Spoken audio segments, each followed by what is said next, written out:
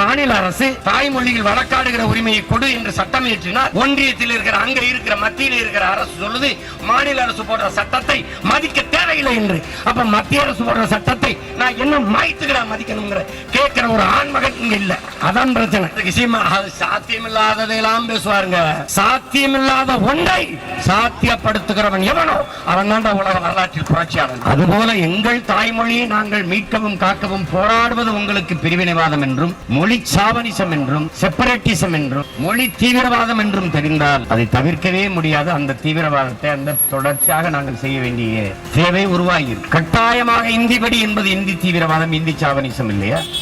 சமஸ்கிருதம் படிக்க வேண்டும் என்பது சமஸ்கிருத சாவனிசம் இல்லையா? தமிழ் படிக்க வேண்டும் என்று பேசுவது சொல்வது என்பது எப்படி சாவனிசமாகும்? அது எப்படி பாசிசமாகும்? நான் வேற ஒரு மாநிலத்தில் போய் என் தாய்மொழியை கட்டாயம் படிக்க வேண்டும் என்று சொல்வது பாசிசம், அது தீவிரவாதம், மொழி திணிப்பு. என் தாய் நிலத்தில் என் தாய்மொழியை நான் படிக்க கேட்பது என்பது என் உரிமை, என் பிறப்புரிமை. தமிழர் தமிழர் உரிமை, தமிழ் மீட்சி என்று நாங்கள் பேசுவதெல்லாம் மொழி வெறி, இன வெறி, பாசிசம் என்றால் நீங்கள் தான் கொடுமையான இன வெறியர்கள், மொழி வெறியர்கள். நீங்கள் ஒரு மொழியின் வெறியர். நீங்கள் எல்லோரும் பெருமக்களே அவரவர் தாய்மொழியில் பேசிக் கொண்டிருக்கிறீர்கள். நாங்கள் அந்த மொழிகளின் தாய்மொழியில் பேசிக் கொண்டிருக்கிறோம் என்கிற பெருமிதமும் திமிரும் நமக்கு உண்டு. உலகில் பல்வேறு மொழி ஆய்வறிஞர்கள் இந்தோனேஷியா, தாய்லாந்து, ஜெர்மன், பிரான்ஸ் அந்த மொழியில் தமிழ் பரவி இருக்கிறது, இந்த மொழியில் தமிழ் பரவி இருக்கிறது, சீன மொழியில் தமிழ் பரவி இருக்கிறது என்ற ஆய்விலே நிறுவுகிறார்கள். கேரளாவினுடைய ஆகச் சிறந்த கவிஞன் ஆற்றூர் ரவிவர்மா சொல்கிறார், உலகத்திலே ஆகச் சிறந்த இலக்கியங்களை படிக்கிற தங்கள் தாய்மொழியிலேயே படிக்கிற கற்கிற வாய்ப்பை பெற்றவர்கள் கிரேக்கர்கள், சீனர்கள். அவர்களையும் விட தம் இந்திய பெருநிலத்தில் ஒரே ஒரு இனத்திற்கு தான் அந்த வாய்ப்பு உண்டு, அது தமிழர்களுக்கு மட்டும்தான் என்று. பிறர் குறை காண்பவன் அரை மனிதன், தன் குறை காண்பவன் முழு மனிதன். ஏதிலார் குற்றம் போல் தம் குற்றம் காண்கிற்கு பின் தீதுண்டோ மண்ணு இருக்கு எங்கள் பாட்டல. ஏதா நாங்க சிந்திக்கல, எதை உலகத்துக்கு கொடுக்கல. ஏடா தமிழ்நாட்டுல நீதிமன்றத்துல தமிழ்ல வழக்காடுங்கிற கொடுமை. இப்ப நான் இதை இங்க பாக்குறீங்க, ராஜஸ்தான், உத்தரப்பிரதேசம், மத்திய பிரதேசம், பீகார்ல எல்லாம் அவன் தாய்மொழி. ராஜஸ்தான் ராஜஸ்தானி, அவனுக்கு இந்தி இல்ல. பீகார் பீகாரி, அவன் மொழி இருந்தாலும் ஆனால் ஒட்டுமொத்தமாக அவர்கள் எல்லாம் இந்தியில் வழக்காடுகிற உரிமையை பெற்றுவிட்டார்கள். அதை போல எங்களுக்கு கொடுங்கள் என்று கேட்கிறோம். இதையே நான் கர்நாடகா, ஆந்திரா, கேரளா அல்லது பீகார், குஜராத் அங்க போய் கேட்டால் ஏன்னப்பா மாநிலத்தை விட்டீங்க கேட்கிறேன் என்று சொல்லலாம். என்னுடைய தாய் நிலத்தில் என் தாய்மொழியில் வழக்காடுகிற வழிபடுகிற பாடங்களை பயில்கிற அரசின் நிர்வாக மொழியாக இருக்கிற இந்த உரிமையைத்தான் நாம் கேட்கிறோமே ஒழிய என் தாய்மொழியை மீட்க போராடுவதும் காக்க போராடுவதும் இந்த நாட்டில் பிரிவினைவாதம் என்று பார்க்கப்படுமையானால் அந்த பிரிவினைவாதம் எவ்வளவு புனிதமானது என்று கருத தோன்றுகிறது பெருமக்களே. அதுதான் உண்மையிலும் உண்மை. ஒரு கவிஞன் எழுதியிருந்தான், என் வீட்டை இடித்தவன், நாட்டை இடித்தவன், கண்முன்னே தாய் தந்தை கொன்றவன், என் அக்கா தங்கையை வன்புணர்வு செய்து அழித்தவன், அதை தடுப்பதற்கு எதிர்த்து போராடிய என்னை பயங்கரவாதி, தீவிரவாதி என்று சொன்னால் அந்த வார்த்தை எவ்வளவு புனிதமானது என்றார். அதுபோல எங்கள் தாய்மொழியை நாங்கள் மீட்கவும் காக்கவும் போராடுவது உங்களுக்கு பிரிவினைவாதம் என்றும் மொழி சாவனிசம் என்றும் செப்பரேட்டிசம் என்றும் மொழி தீவிரவாதம் என்றும் தெரிந்தால் அதை தவிர்க்கவே முடியாது. அந்த தீவிரவாதத்தை அந்த தொடர்ச்சியாக நாங்கள் செய்ய வேண்டிய தேவை உருவாகிறது. கட்டாயமாக இந்தி படி என்பது இந்தி தீவிரவாதம், இந்தி சாவனிசம் இல்லையா? சமஸ்கிருதம் படிக்க வேண்டும் என்பது சமஸ்கிருத சாவனிசம் இல்லையா? தமிழ் படிக்க வேண்டும் என்று பேசுவது சொல்வது என்பது எப்படி சாவனிசமாகும்? அது எப்படி பாசிசமாகும்? நான் வேற ஒரு மாநிலத்தில் போய் என் தாய்மொழியை கட்டாயம் படிக்க வேண்டும் என்று சொல்வது பாசிசம், அது தீவிரவாதம், மொழி திணிப்பு. என் தாய் நிலத்தில் என் தாய்மொழியை நான் படிக்க கேட்பது என்பது என் உரிமை, என் பிறப்புரிமை. எங்களுக்கு மட்டும்தான் மொழி பற்று இருக்குது, அது ஏதோ இது வேண்டாத வேலையை தமிழர்கள் செய்கிறார்களா?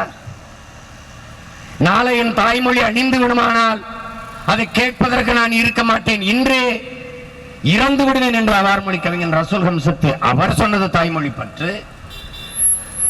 எழுதுங்கள் என் நெற்றியில் நான் அரேபியன் என்று முகமது தர்வீஸ் முன்வைத்தது தாய்மொழி பற்று. அது புரட்சிகர முழக்கம்.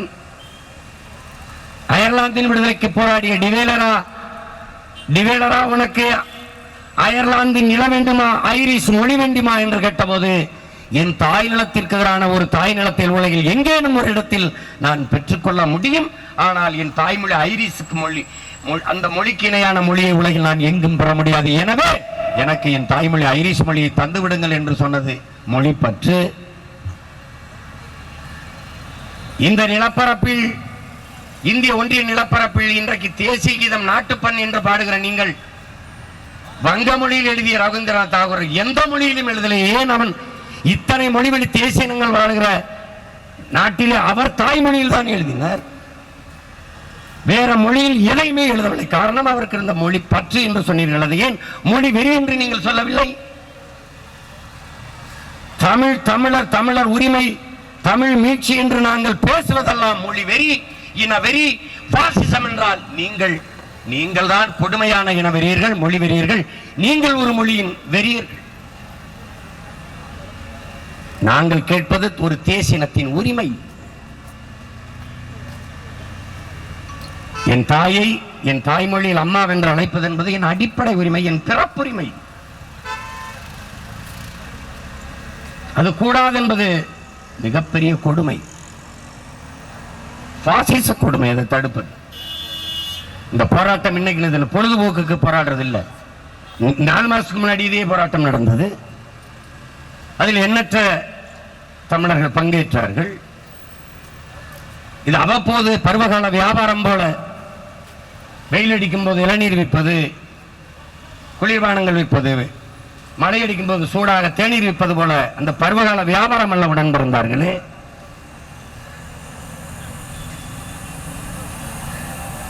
இது எங்கள் உணர்வு.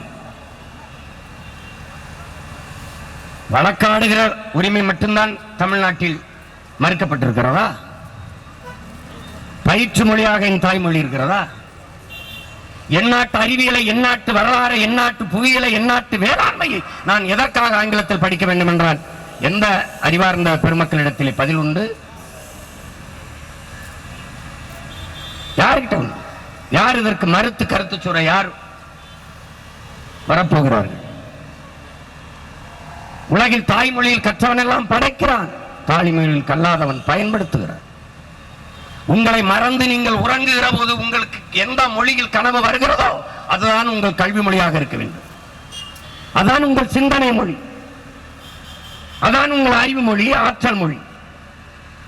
நீங்கள் உங்களை மறந்து உறங்குகிற போது உங்களுக்கு இங்கு ஆங்கிலத்திலே கனவு வந்து விட்டால் நீங்கள் இனம் மாறிவிட்டீர்கள், சோரம் போய்விட்டீர்கள். உங்கள் ரத்தத்தை பரிசோதிக்க வேண்டும். இதுவரைக்கு உலகிலே, எழுத்துலகிலே, படைப்புலகிலே அறிவியல் அறிஞர்கள் எல்லோரும், எண்ணற்ற பெருமக்கள் உலகில் தலை சிறந்தவர்களாக மதிக்கப்படுகிற நோபல் பரிசை பெற்றிருக்கிறார்களே, என் உடன் பிறந்தார்களே, அவர்கள் எல்லோருமே தங்கள் தாய்மொழியில் படித்தவர்கள், படைத்தவர். உலகில் எல்லா நாடுகளும் make in India, make in சீனா, make in Russia, made in India, made in China, made in Singapore, made in Japan, made in Russia, made in France, made in German என்று இருக்கிறது. இந்தியா மட்டும் மேக் இன் இந்தியாவாக இருக்க காரணம் தாய்மொழியில் கல்லாதது.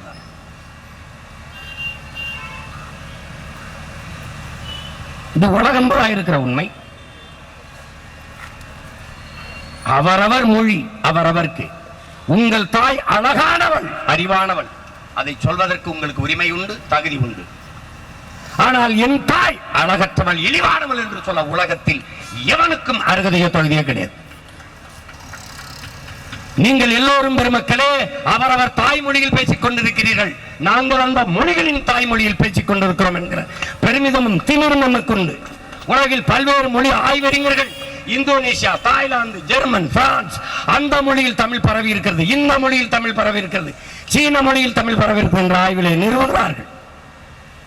நான் சொன்னால் ஒரு தமிழ் மகன் தாய்மொழி பற்றிலே பேசுகிறேன். இங்க இருக்கிற அறிஞர் பெருமக்கள் பேசினால் அந்த பற்றிலே பேசுகிறார்கள் என்று கருதலாம். அமெரிக்காவின் மொழியில் ஆய்வறிஞர் அலெக்ஸ் குலியர் சொல்கிறான், உலகில் மனிதன் பேசிய முதல் மொழி தமிழ் என்று. மறுப்பவர் யார் உண்டு?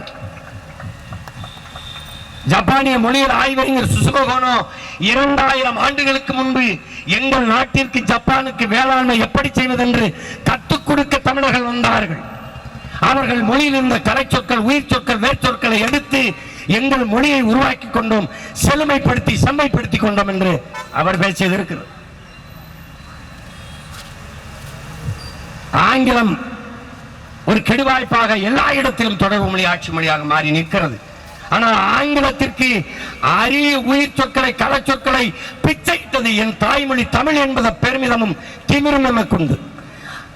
ஐயம் இருக்கிற பெருமக்களே, எங்களுடைய அப்பா இன்றும் இருக்கிறார் இல்லையா புதுச்சேரியிலே, மொழியில் ஆய்வறிஞர், சொல்லியல் ஆய்வறிஞர், எடுத்து படியுங்கள். நான் கொடுத்தது கடன் கொடுத்தது. என்னுடைய கொல் அவனுடைய கில், என்னுடைய உடன் அவனுடைய சடன், எஸ் போட்டிருப்பான். என்னுடைய பேச்சு ஒரு ஸ்போர்ட் ஸ்பீச், என்னுடைய பஞ்சு ஒரு ஸ்போர்ட் ஸ்பாஞ்சு. மறுப்பவர் எவர்? என்னுடைய கட்டுமரன் அவனுடைய கட்டுமரான், அவனுடைய என்னுடைய கட்டுமரன் அவனுடைய கட்டுமரான், என்னுடைய நாவாய் அவனுடைய நேவி. யார் உண்டு?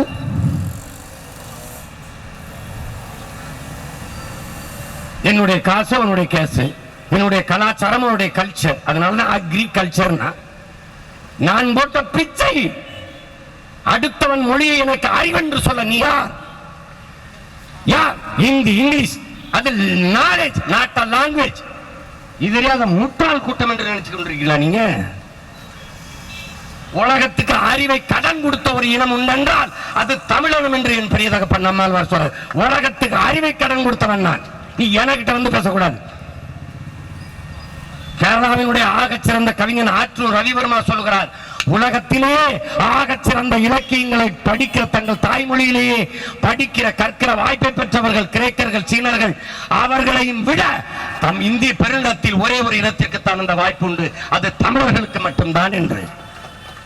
அதே ஆற்றூர் ரவிமங்கலம் சொல்றார், அந்த தமிழ் மொழி என் தாய்மொழி, மலையாளத்தின் தாய்மொழி என்பதில் எனக்கு பெருமை உண்டு என்று பேசுகிறார். பேசியிருக்காரு பாருங்க. நாங்க தான் வேலை வெட்டி விட்டு பொல போட்டுட்டு வந்து இதுல எங்களுக்கு ஒரு விளம்பரம் கிடைக்கும். அப்படி கிடையாது. 100 ரூபாய்க்கு நலத்திட்டத்தை சொல்லிட்டு 1000 ரூபாய்க்கு விளம்பரம் பண்ற கூட்டம் அல்ல நாங்க. இதெல்லாம் என்றைக்கும் சாதிச்சு முடிச்சிருக்கணும். மாநில அரசு தாய்மொழியில் வழக்காடுகிற உரிமையை கொடு என்று சட்டம் இயற்றினால், ஒன்றியத்தில் இருக்கிற, அங்க இருக்கிற, மத்தியில் இருக்கிற அரசு சொல்லுது மாநில அரசு போடுற சட்டத்தை மதிக்க தேவையில்லை என்று. அப்ப மத்திய அரசு போடுற சட்டத்தை நான் என்ன மாய்த்துக்கிற மதிக்கணுங்கிற கேட்கிற ஒரு ஆண்மகன் இங்க இல்ல. அதான் பிரச்சனை. அதான் பிரச்சனை.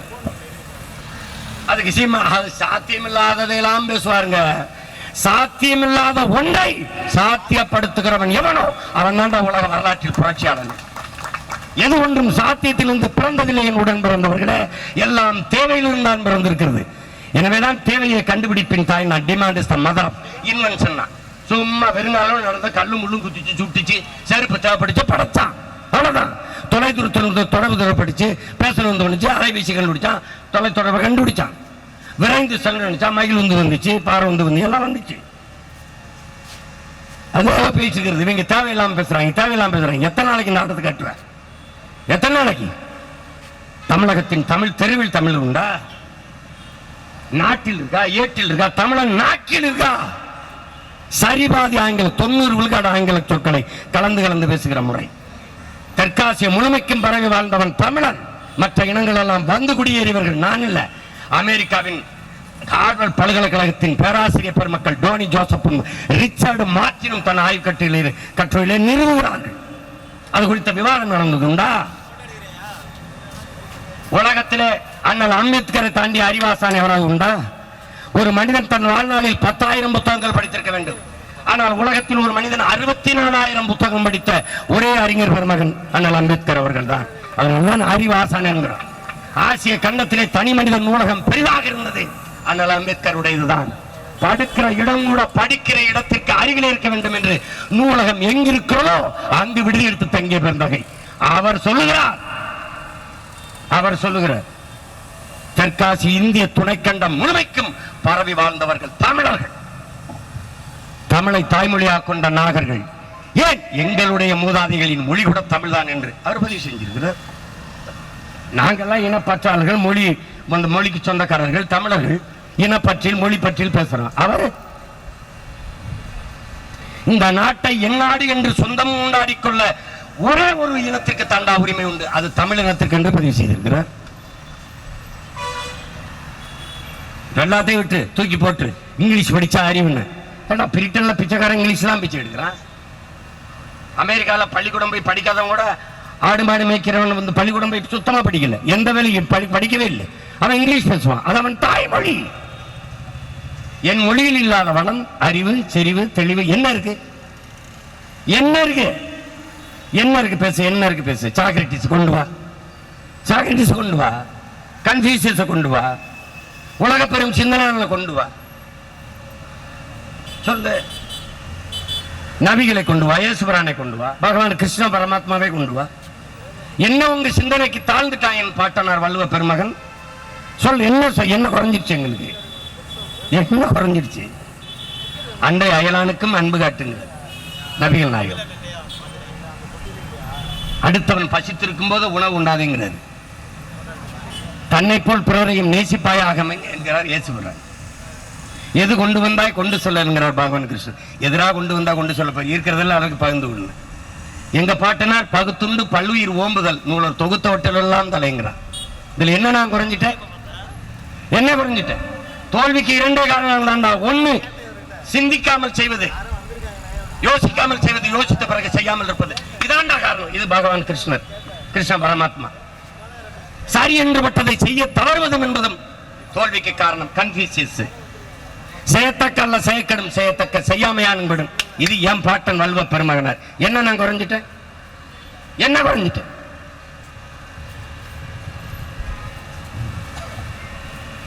பிறர் குறை காண்பவன் அரை மனிதன், தன் குறை காண்பவன் முழு மனிதன்.